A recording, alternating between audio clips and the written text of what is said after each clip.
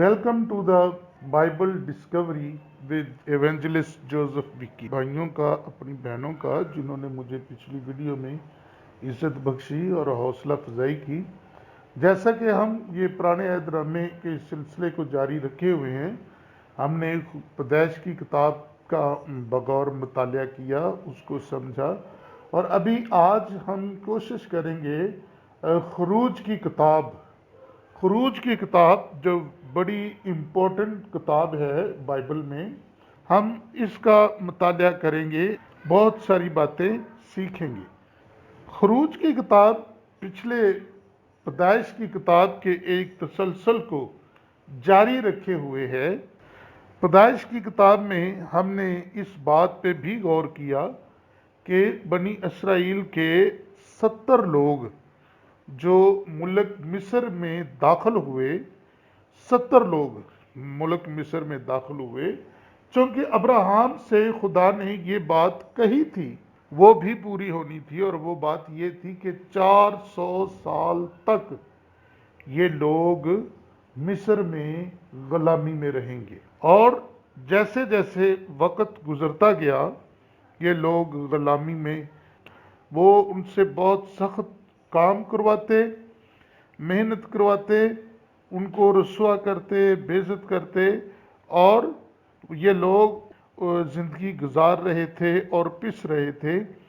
اور پھر خدا نے ان کو نکالنے کا ایک ٹائم مقرر کیا تھا، اور وہ تھا 400 سال. تو خروج کی کتاب میں ہم اس بات پہ بھی غور کریں گے کہ 400 سال کے بعد خدا نے کس ذریعہ سے، کس بڑی خوبصورت طریقے سے اس نے ان لوگوں کو ملک مصر سے نکالا اور اس مقام جس کا وعدہ کیا تھا وہ اس مقام تک ان لوگوں کو پہنچایا. گو کہ بہت مشکلیں آئیں، بہت زیادہ اس میں تبدیلیاں آئیں، اور کتنا ٹائم بیابانوں میں، جنگلوں میں بھٹکنا پڑا. یہ سب ہم خروج کی کتاب میں دیکھیں گے. خروج کی کتاب میں خدا اپنے چنے ہوئے لوگوں کو معجزوں کے ذریعہ فرعون کی غلامی سے چھڑاتا ہے، اور ان کو آئین یعنی شریعت دیتا ہے، اور ایک مذہبی عبادت گاہ کا قیام کرتا ہے جسے خیمہ اجتماع کہتے ہیں. اس کتاب یعنی خروج کی کتاب میں ہمیں جگہ جگہ نظر آتا ہے کہ خدا کس طرح اپنے چھڑائے ہوئے لوگوں کی حفاظت کرتا ہے. اگر ہم مجموعی طور پر دیکھیں تو خدا ان کے لیے نجات اور حفاظت فراہم کرتا ہے، مگر اس کے جواب میں لوگوں کو خدا پر بھروسہ کرنا، اطاعت کرنا اور اس کی عبادت کرنا ہوگی. لیکن جیسے جیسے وقت گزرتا ہے ہم یہ ساری چیزوں کا آگے چل کر اس میں مطالعہ کریں گے. جیسا کہ نام سے ظاہر ہے، خروج کا مطلب ہے، لفظی مطلب ہے نکالنا یا باہر نکالنا. جب ہم خروج کی کتاب کو پڑھتے ہیں تو پتہ چلتا ہے کہ اس میں بنی اسرائیل کے ملک مصر سے نکلنے کا واقعہ ہے. یہ کتاب بھی پیدائش کی طرح موسیٰ نے لکھی، جس کی تصدیق خداوند یسوع لوکا کی انجیل میں 24 باب اور اس کی 44 آیت میں وہ کرتا ہے، اور وہ کہتا ہے کہ جتنی باتیں موسیٰ کی توریت میں لکھی، مسیح اس بات کا حوالہ دیتا ہے کہ جتنی باتیں موسیٰ کی توریت یعنی ان 5 کتابوں میں لکھی ہیں، تو اس کا مطلب اس سے بھی ظاہر ہے کہ یہ کتاب بھی موسیٰ نے لکھی. اب اسرائیل جو قوم بن چکی تھی وہ مصر میں مصر کے حکمران فرعون کے غلام ہیں. خروج کی کتاب ہمیں بیان کرتی ہے، بتاتی ہے کہ خدا نے کس طرح ان کو غلامی سے نجات دی، کیونکہ خدا نے ابراہیم سے 400 سال پہلے، اگر ہم پیدائش کی کتاب پڑھتے ہیں تو پیدائش 15 باب اس کی 13 آیت سے لکھا ہے کہ اور اس نے ابراہیم سے کہا کہ یقین جان کہ تیری نسل کے لوگ ایسے ملک میں جو ان کا نہیں پردیسی ہوں گے اور وہاں کے لوگوں کی غلامی کریں گے، اور وہ 400 سال 400 برس تک ان کو دکھ دیں گے، لیکن میں اس قوم کی عدالت کروں گا جس کی وہ غلامی کریں گے، اور بعد میں وہ بڑی دولت لے کر وہاں سے نکل آئیں گے۔ جیسا کہ ہم جانتے ہیں خدا کسی چیز کو بھولتا نہیں ہے۔ اس نے ایک ٹائم مقرر کیا، اور وہ ٹائم جب پورا ہوا 400 سال کا، تو پھر خدا نے ان کو، بنی اسرائیل کو نکالا۔ تو اس طرح خروج کی کتاب کو نجات کی کتاب بھی کہتے ہیں۔ خروج نجات کی کتاب بھی ہے بنی اسرائیل کے لیے۔ بنی اسرائیل مصر کے حکمران فرعون کی غلامی میں تھے، اور خروج کی کتاب بیان کرتی ہے کہ کس طرح خدا نے اپنے لوگوں کو غلامی سے نکالا۔ پیدائش کی کتاب میں ہم دیکھتے ہیں کہ انسان اپنے گناہ کی وجہ سے گر گیا اور اس نے اپنے آپ کو برباد کر لیا۔ خروج کی کتاب میں ہم دیکھیں گے کہ خدا نے کس طرح خون سے اور اپنی قدرت اور طاقت سے انسان کو چھڑایا۔ یعنی سب کچھ اس کتاب میں دیکھیں گے۔ اور خروج کی کتاب اس سلسلہ کو بھی جاری رکھے ہوئے ہے جو پیدائش کی کتاب میں شروع ہوا تھا۔ یعقوب کے گھرانے کے 70 افراد جیسے میں نے بتایا، تو جب وہ نکلے 400 سال کے وقت کے بعد، جب وہ مصر سے نکلے تو کتنے لوگ تھے؟ عورتوں اور بچوں کے علاوہ 6 لاکھ مرد ملک مصر سے نکلے، اور لکھا ہے کہ ابراہیم کی نسل 400 سال غلامی میں رہے گی، جیسا میں نے حوالہ پڑھا، اور 430 برس وہ مدت تھی۔ اس کی تصدیق کی گئی، یعنی غلطیوں کے خط میں، تو اس میں وہ کہتا ہے کہ 430 برس کے بعد یہ لوگ ملک مصر سے نکلے۔ تو خروج کی کتاب پہلے باب سے لے کر 18 باب تک ہے۔ اس میں خروج کا سارا ہمیں واقعہ ملتا ہے کہ بنی اسرائیل قوم کس طرح مصر سے نکلی، اس میں کیا کیا واقعات رونما ہوئے، کیسے کیسے وہ کن کن مرحلوں سے گزرے، اور اس کے بعد دوسرا جو حصہ میں ملتا ہے وہ ہے کہ شریعت کا دیا جانا۔ یہ 19 باب سے 24 باب تک ہے، اور آگے 25 باب سے 40 باب تک خیمہ اجتماع ہے، جو کہ پہلی عبادت گاہ خدا کے لیے جو تعمیر کی، اسے خیمہ اجتماع کہا جاتا ہے، یعنی ٹینٹ آف میٹنگ۔ تو یہ اس میں نظر آتا ہے صاف۔ پہلی بات، خدا کی طاقت اس میں نظر آتی ہے کہ اس بات کو جو کہ ہو نہیں سکتی تھی، فرعون ہر اس حد تک گیا کہ نہیں، میں ان کو نہیں بھیجوں گا، میں ان کو نہیں جانے دوں گا۔ 10 ایسے واقعات بائبل میں درج ہیں، اگر آپ اس کتاب کا مطالعہ کریں تو آپ حیران رہ جائیں گے کہ اتنا شدید وہ خدا کا غضب اور قہر دیکھنے کے باوجود بھی فرعون کہتا ہے کہ میں ان کو جانے نہیں دوں گا، اور آخر کار پھر اس نے ان کو جانے دی۔ تو اس میں اگلی بات جو نظر آتی ہے وہ ہے نئی زندگی۔ نئی زندگی میں جو یہ لوگ لائے گئے اور آزاد ہوئے، تو خدا نے کس طرح ان کو نئی زندگی دی اور آزادی بخشی۔ اور دوسری بات 19 باب سے 24 آیت میں ہے خدا کی پاکیزگی، اور دوسرا ہے شریعت کی متحدی اور ذمہ داری۔ خدا چونکہ پاک ہے تو وہ توقع کرتا ہے کہ اس کی عبادت بھی پاکیزگی سے کی جائے، دل کی پاکیزگی سے، ایمان کی مضبوطی سے کی جائے۔ چونکہ وہ توقع کرتا ہے فرما برداری کی، اس لیے وہ یہ کہتا ہے کہ جب شریعت دے دی ہے تو اس کی متحدی کرنا بھی آپ لوگوں پر فرض ہے۔ یہ چونکہ علم کوئی بھی ہے وہ ذمہ داری پیدا کرتا ہے. یاد رکھیں کہ جب تک آپ کو کسی بات کا علم نہیں ہے تو آپ کی ذمہ داری بھی نہیں ہے اس کی فرما برداری اور اس کی وفاداری کرنا. جب آپ کو علم ہو جاتا ہے کہ یہ چیز میرے لیے منع ہے یا یہ چیز ممنوع ہے، تو پھر اگر آپ نافرمانی کرتے ہیں تو یہ نقصان دہ بات ہے. تو علم جو ہے وہ ذمہ داری پیدا کرتا ہے، اور جب تک بنی اسرائیل کو علم نہیں تھا شریعت کا، شریعت کی باتوں کا، اس وقت تک ان پہ کوئی ذمہ داری نہیں تھی.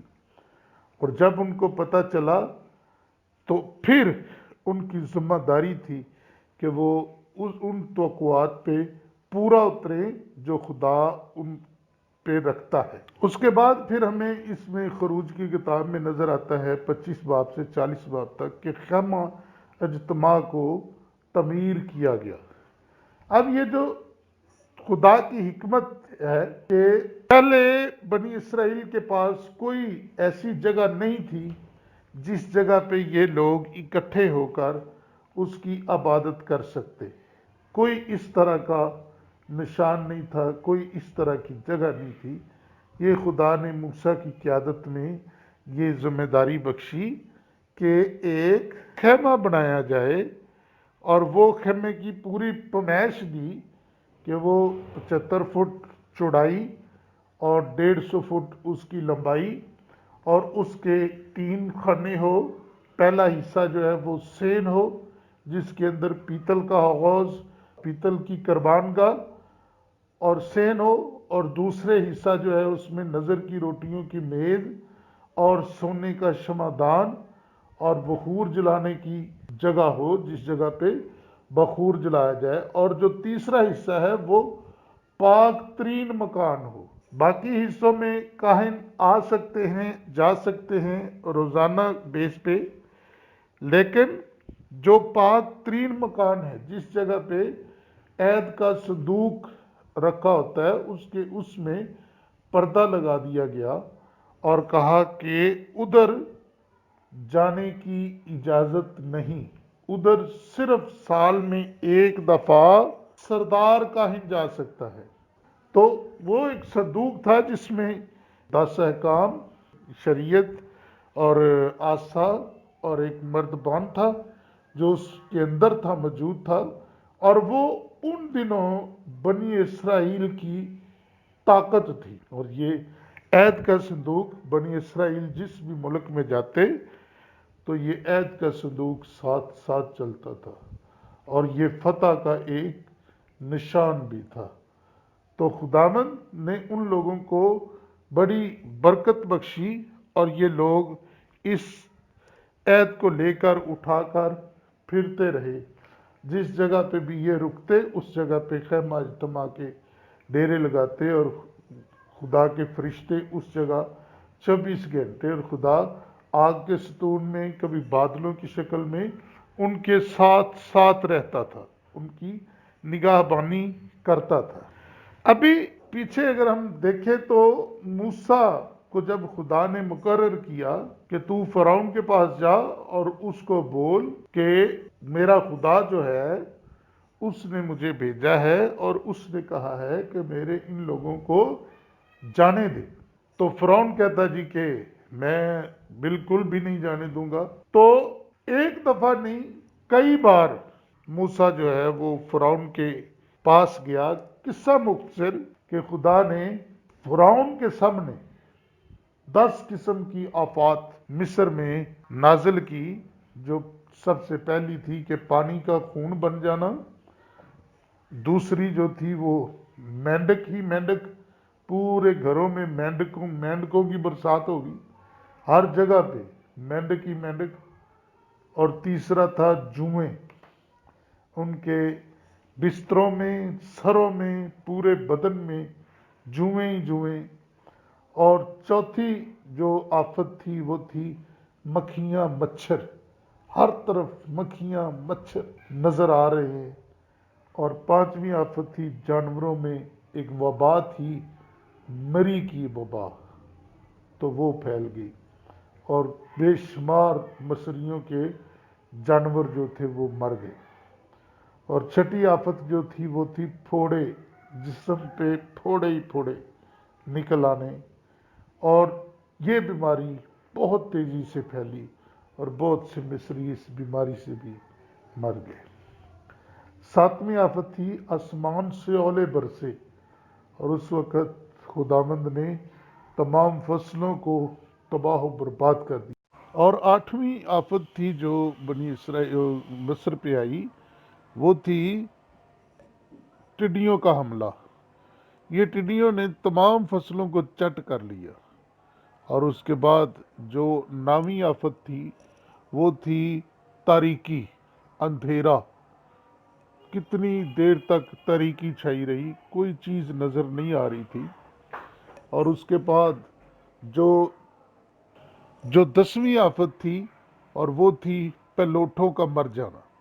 हर घर से जो पेलोठा बच्चा था वो मर गया, उसको मौत आ गई। और जब जब ये आफत आई तो सारे मिस्री जो थे वो रोते कर लाते इसके पास आए फ़िरौन के।